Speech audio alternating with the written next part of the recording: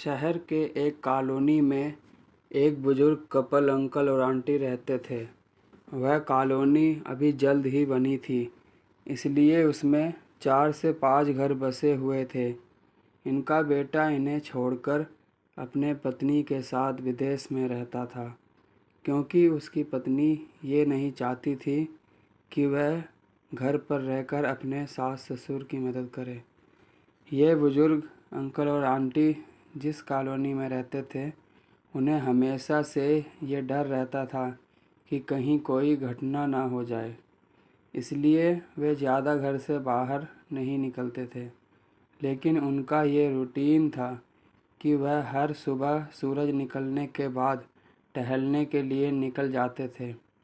एक दिन दोनों रोज़ की तरह ही सुबह को टहलने निकले थे। उन्होंने देखा कि एक लड़का तेज़ी से साइकिल चलाता हुआ जा रहा है और उस साइकिल के पीछे एक फावड़ा बंधा हुआ था। लेकिन उन्होंने ज़्यादा ध्यान नहीं दिए और चले गए। दूसरे दिन उसी समय फिर से वह लड़का दिखा और उसी तरह तेज़ी से साइकिल चलाता जा रहा था। इसी तरह तीसरे और चौथे दिन भी वह लड़का दिखा। 5वें दिन आंटी जी ने अंकल जी से पूछा कि ये लड़का हर रोज़ सुबह इसी समय तेज़ी से साइकिल चलाते हुए जाता है। मुझे लगता है कि कुछ गड़बड़ है।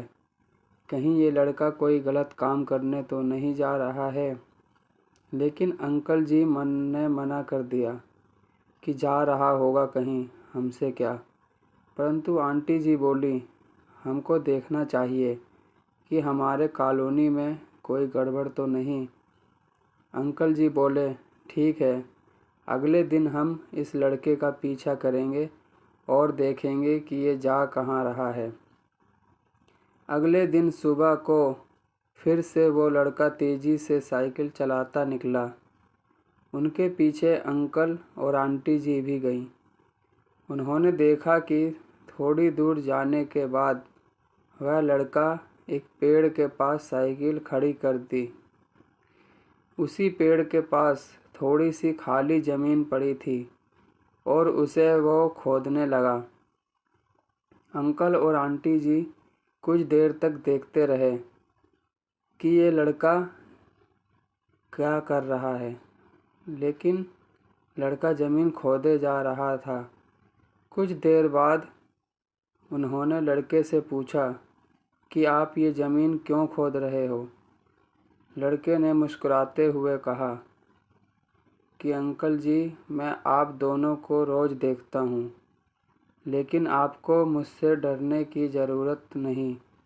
और यहाँ ज़मीन इसलिए खोद रहा हूँ कि मेरी नई नई नौकरी लगी है। अंकल ने पूछा, कहाँ नौकरी लगी है?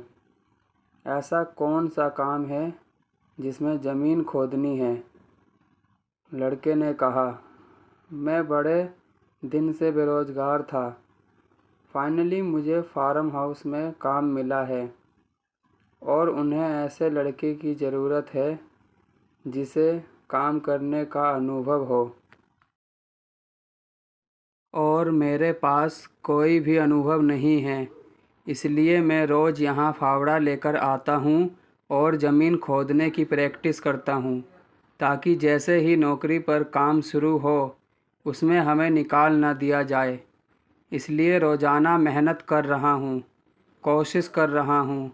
उस लड़के की बात सुनने के बाद अंकल और आंटी जी ने लड़के को आशीर्वाद दिया और बोला, बहुत ही बढ़िया बात है, प्रयास ही ज़िंदगी में सब कुछ है। यह छोटी सी कहानी ज़िंदगी में बहुत बड़ी बात सिखाती है।